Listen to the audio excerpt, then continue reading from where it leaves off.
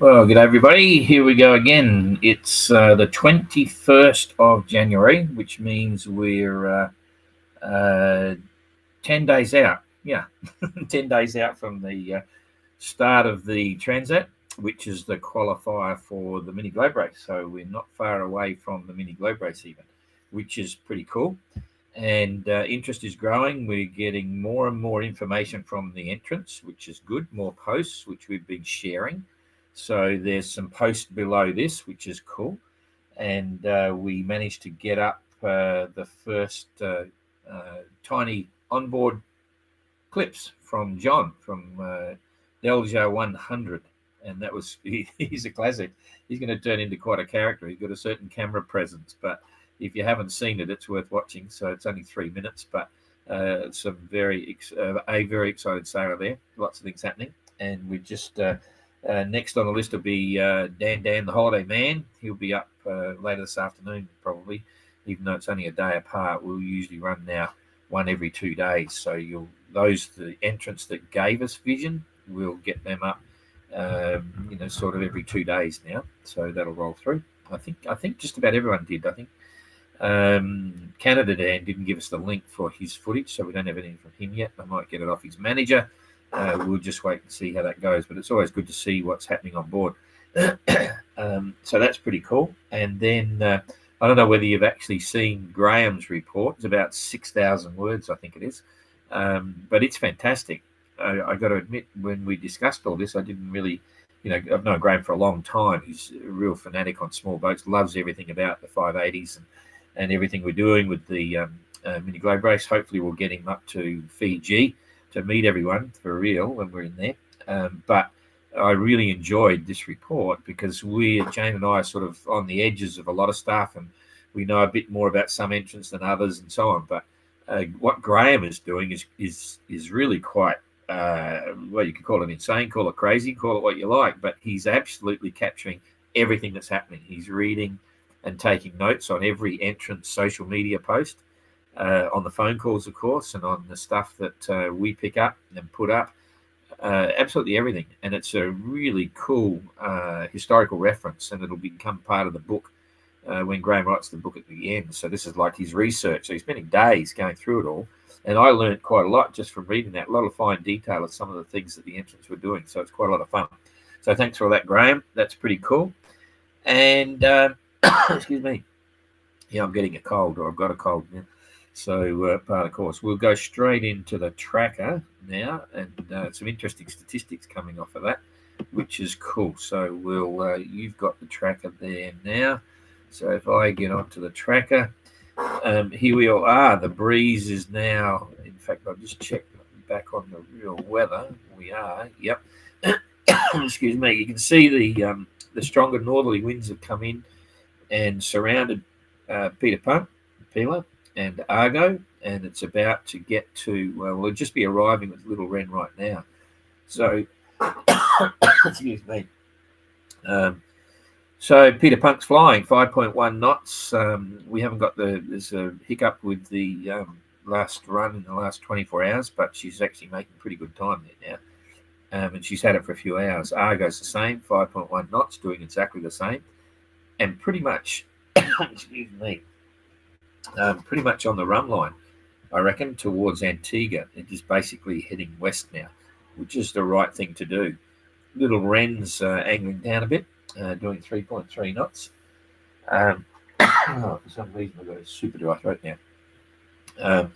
3.3 knots, only just hitting the breeze at this point, coming down, so that's probably it.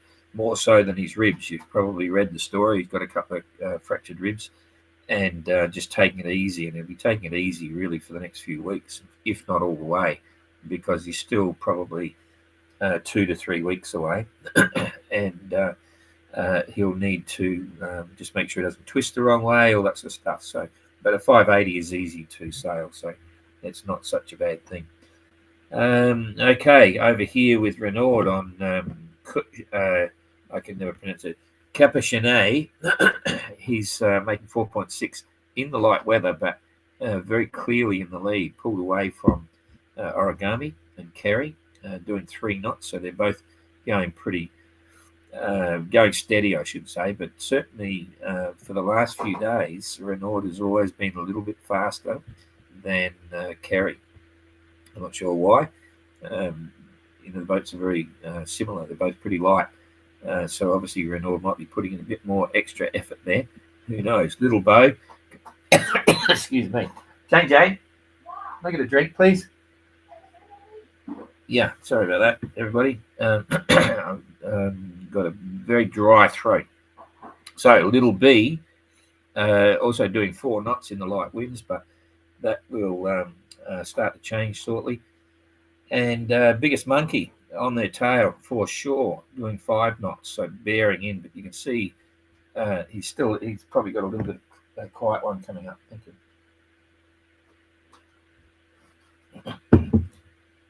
Oh, cheapest, I don't know what's called than that. Anyway, so that's pretty cool. Then we got Immortal Game. Dan the Holiday Man. Get stand by to watch him this afternoon. 4.1 knots, doing okay. Nothing big to report there, but he's doing good social media. There's some good posts there. He's also got some stuff there. And John, it was great to see him having fun with the dolphins and bits. 2.6 knots, going very slow right in this quiet period. Jacob, 3.3 knots, going slow as well, but it'll pick up for sure. Number 2 back here doing 2.4, struggling in the light breeze, and Popeye all over the place. Oh, crikey. What happened?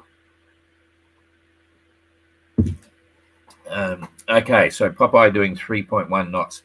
It was interesting listening to their phone conversations. If you haven't heard them, obviously you might have seen the video background for Jasmine and her phone conversation. Sounding like an amateur sailor, but she's not.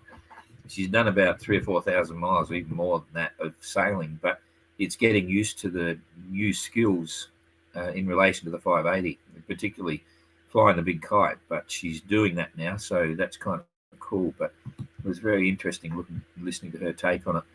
The same with Popeye. He divulged a few interesting secrets there about his lifestyle on board the boat and what his plans are, going forward.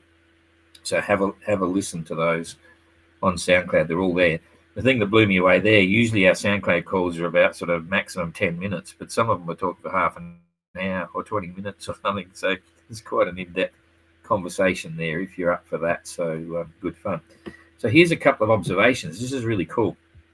First of all, I stepped out the distance using the measuring tool, the ruler we've got up here, for the boats, sailing direct to Antigua.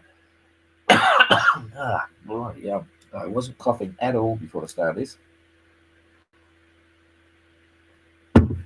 And basically, it goes something like this, that obviously, and these were statistics I took from the previous position, because this has just rolled over in the last half an hour to new positions, but it's relatively the same.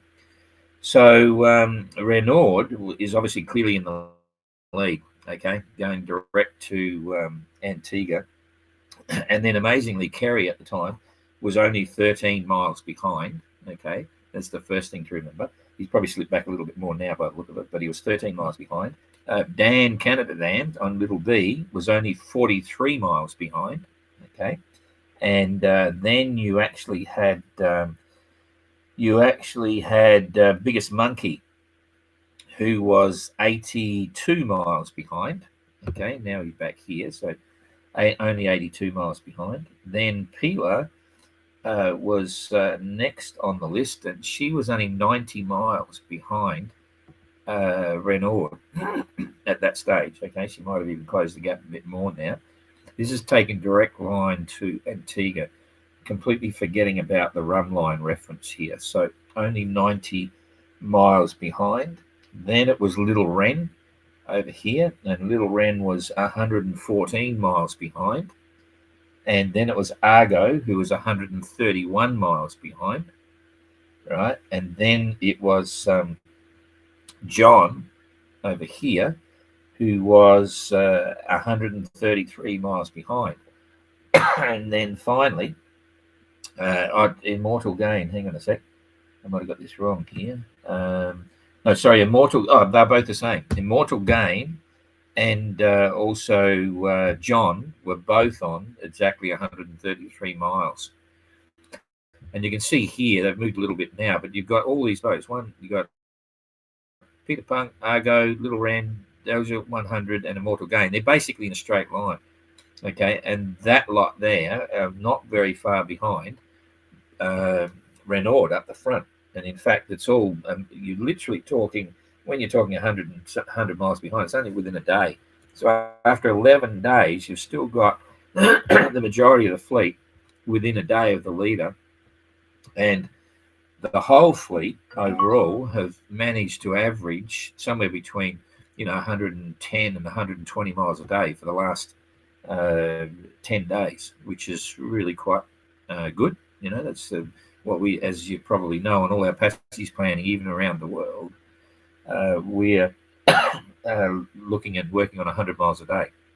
So they're way ahead of the average for passage planning. And I think it's realistic, looking at the long-term weather going forward, and I'll look at that again in a minute, to think that we may see the first boats on the 5th or the 6th, which means it'll be a 25, 26-day passage, which is pretty cool. That'll be quite fast if that's the case. So let's just have a look here at the weather as it settles down. It's basically going to all condense here, and then we've got pretty solid trade winds all the way. So I'll push this forward to a day. You can see it changing. It's all molded into one. This whole area then is trade winds. There's still got a strong northerly component, so it's northerly going northeasterly, slowly but surely. Coming across, here we go. So that's the 22nd. We've now got the evening of the 22nd. It's started to pick up, and it's definitely settled in as northeasterly. And then as days go by, all the boats are now in the trades. And as they're coming down here, it's going to strengthen. The sea's going to build. They've all got about 1.5, 2 meters at the moment, but it's going to build to 3 to 4 meters in this range here. That's where they're going, right over the side here to Antigua. But that's solid trade winds, and it holds, and just keep pushing this out. It's driven, excuse me, it's driven by this Azores high here. It's definitely forming up. Quite cool. That's how it all works. So, oops, wrong way. Okay, so there it is. And I can push this through 27, 28, 29. It's just solid trades all the way through as far as the forecast goes. And so they can now head straight to the mark, just a drag race, and they're all in this tight group. Peeler will slowly come down to converge on the mark. The others will too. They'll have steady breezes. They'll be able to set the boat up, and they should be, if they're at one with themselves and the boat, you should see that they're starting to get a lot of downtime, because there's absolutely no reason whatsoever to be hand steering unless, because once you get up the breezes, when you're 28 knots and so on, gusting 35, you should probably get rid of the main completely, and you'll just be going under either a full head sail or a head sail and something else pulling from the front. It's been interesting. I just watched some of the onboard footage from their qualifier, and some of them hadn't got it at that stage. You don't have no matter what direction you're sailing, the last thing you'd want to do is reef your head sail and have a big chunk of mainsail. It's just going to make the boat screw up.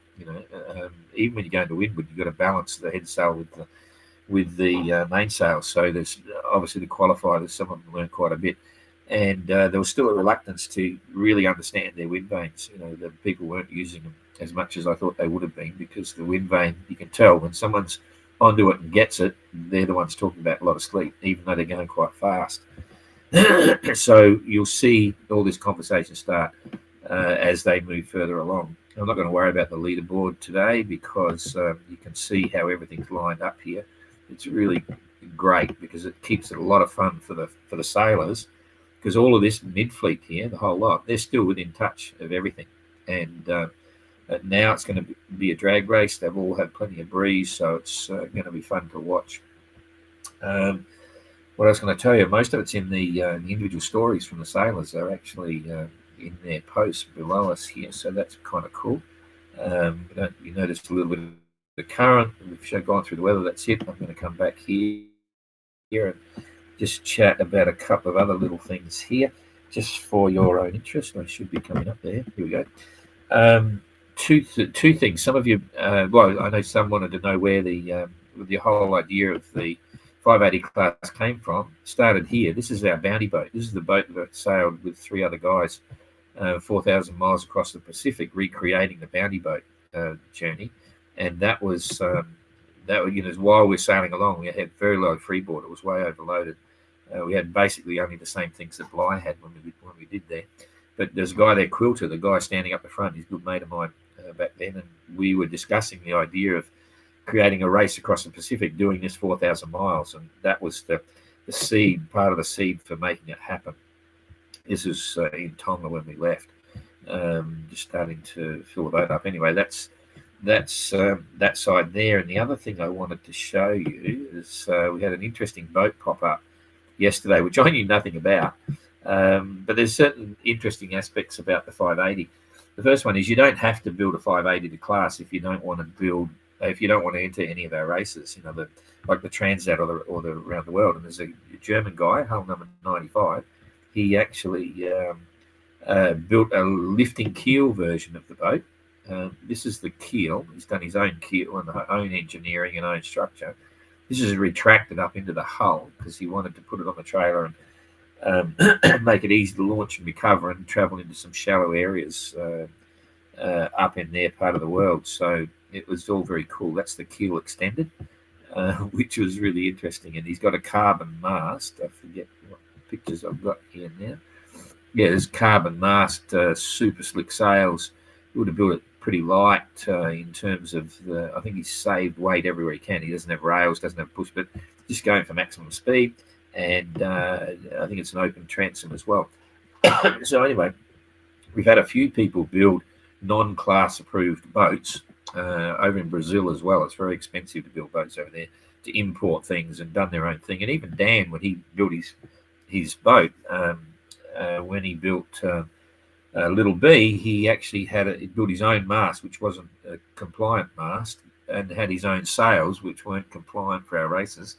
But had a lot of fun first, and then got the extra gear and got it back to race the boat. So that's pretty straightforward. I just thought I'd show you that. It was a bit of fun. I was happy to see, and the guy who built the lifting keel boat, very happy with it. We've had a lot of people ask us about,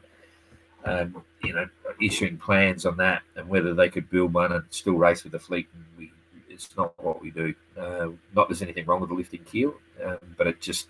We've got a one design class and certain things are fixed. And as you see, there's still room to have your own personality about your boat. But, when it comes to the key elements, they're all one design. And I should say, a lot of people think that the Selden mast is the only mast that we have. It's not.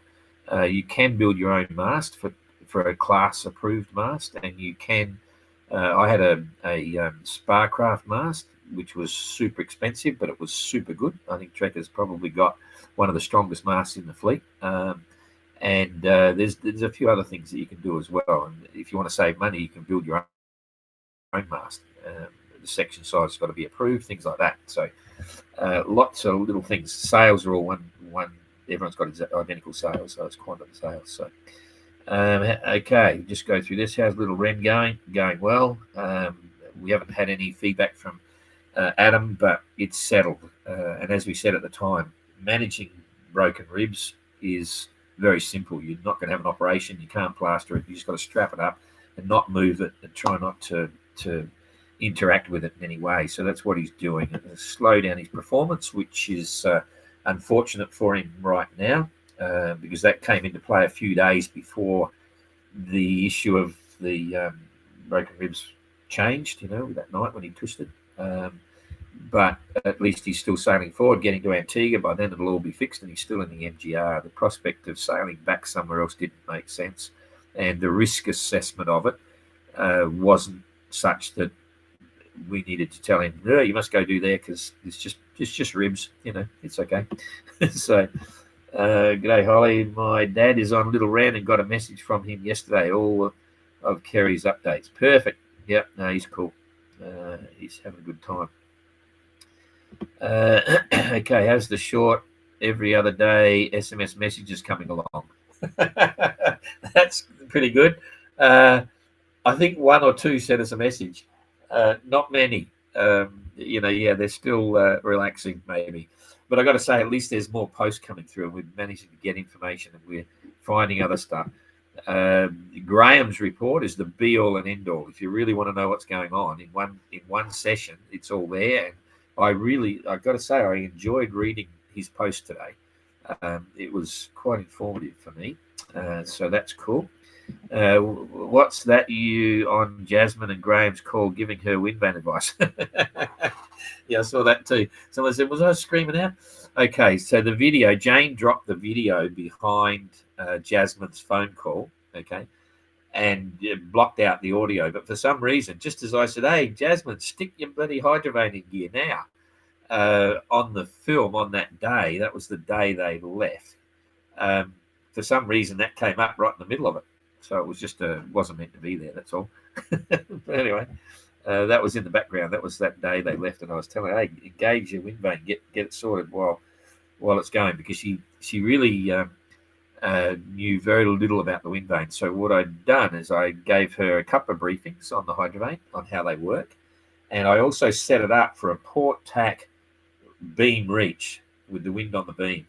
And then I explained to her that once you engage it, because there's a pin that you pull out, take over a couple of holes and push it back in again, it's engaged and everything will start working. And the boat was set up on a port reach. So once she engaged it and just let everything go, the boat would have set its course to port reach. And then all she had to do was adjust the vane. And even though I'd explained it to her, I said, look, here's the simple deal. When you're cranking the vane to change the course, if it's not going the way you want, it's going the opposite way, well, you know you've got to turn it back the other way. So that was going to be basically her first ever run, real-time sail with the hydrovane. And that's how I set it up. And so from there, she's been absorbing all that and doing okay. So that was when I screamed out, turn it on now. But anyway, okay. G'day, Rex. Quanajaculacurum. G'day. Any idea of weight difference between the boats? Any chance to check it in Panama for excess? Guess you'll have them out of the water there. Yeah, they'll all be coming out of the water, but the weights would vary because they're eating food now and they're eating water and stuff like that. The interesting one, when we did a drive past on the boat on the rib when they were in the dock the day before the start, and most of them were fully loaded then. You can see it. It's done to music. It was one of Jane's one. And Jane did a dock walk when Jacob was just coming out of the water from having swum. And I think we're up to about 195,000 views on Facebook. It's mind-boggling. Anyway, the boat sail past, there's a lot less than that. I forget what it is. But you can see the difference in weights on each of the boats because flat calm and the boats are reasonably vertical. So as that's going past, you'll see there's the chine. And if you just look at the hull chine, some are right on the water and others are quite a bit higher. Like Kerry is light, Renaud is light. When I say light, they're just taking a lot less gear with them. But most of the boats themselves aren't that different. If you emptied everything out of the boats are pretty much the same. The structure of the hull, deck, and bulkheads and so on before they put the keels on bits and pieces comes in at about 470 kilos or something. Then you put the keel on, which is a couple hundred kilos, and it starts to all pick up. But fully loaded, they're up over 1.1 ton. And so, or not loaded, that's displacement weight maybe for sailing. And then by the time they load up with the gear, they put on an extra 200-300 kilos. So some of them will be pretty solid, be 1.4. But with a sailor on board, that's fine. That's what you do if you want to sail around the world. So we do have a maximum weight, which we've put into the class rules. We are holding the right to say your boat's too heavy. You can't take off at that weight. You have to get weight off the boat. But it'll never happen with a single-hander. But when we go to two-handed class in the next Transat, it's quite possible that you could have two people and too much gear and bits and pieces in the boat would be not dangerously heavy, but ridiculously heavy. So, and the way we measure that is down the stem of the boat and down the transom. We know that we've got a target distance from the deck, from the stem, down bow to X, and if that's underwater, you're out of the game. But it'd be tough to get that far, so we'll see. Okay, and yes, the boats will be out in Panama, obviously, with the rigs off. John, sounds like you need a... Yeah, I'd be fine. I'll stop now, but it was just crazy. I just had this dry, burning throat. Anyway, I'm healthy. It's fine. Look at the chines when they're in the calm water. Yeah, it's exactly right. You can see which boats are heavy. Yeah, that's exactly right, Rex. Probably has more to do with what's on board each boat rather than how they've been built. Yeah, exactly. We're very particular on making sure everyone does the right thing, and there's quite a lot of variables. To give you an idea, you can build the boat with 10 millimeter ply on the hull, and I think it's 8 millimeters on the deck. Jeepers, I'll have to check that. But some places you can't get 10 and 8 mil ply, so some of them will do 9 millimeter for the whole structure, the hull and the deck. And then there's two different types of plywood. You can have, one which is very light ply, but it's not necessarily as stiff. Okay, and then you've got another type of ply which is quite flexible. So you have to define what plywood you've got and what thickness you've got, and then the laminate structure for the glass and epoxy varies depending on those variables. So at the end of the day, the structure is strength of the structure is equivalent. Okay, none is built lighter, or none is less strong, but you can vary that and try and get the lightest hull and deck structure you could possibly do. And I forget what that is, but there was a couple of them did the numbers on that, and it's really nominal. And the dollar cost for the plywood can change dramatically. If you get gaboon ply and all that stuff, it's super expensive. Or I know when we built Tracker, the ply coming out of Italy was fully approved waterproof ply, certified. And there's waterproof ply and there's waterproof ply. A lot of the plywood, they just say, yeah, it's waterproof, and you say, because it's got a stamp on it. The stamp would have cost them €3 or €4 to make the stamp and just stamp it. So we require full certification. They've got to be able to track back to prove that it's actually marine grade plywood, not just stamped marine grade plywood. So there's a lot of issues with that sometimes. Certainly all the kit manufacturers supply the proper ply, and we stay on top of all of that. There's a lot of certification stuff which is all on the Class Globe 580 or the Alma Class Globe 580 website. So you can read it if you're interested. Donna, some pineapple juice is great to get preparing for public speaking events. Singers use it all the time. Oh, cool. Okay. I don't mind pineapple juice either. Greetings from G'day. Learning curve on Windbane. Yeah, it really is quite a big thing. Anyway, that's about it. So not much more to say. We'll keep an eye out for Dan, the holiday man. He'll be up later this afternoon, and we'll see you all tomorrow. Thank you. See you later. Oh, I pressed the right buttons again. Witness history in the making. The McIntyre Mini Globe Race 2025. Small boat, huge adventure.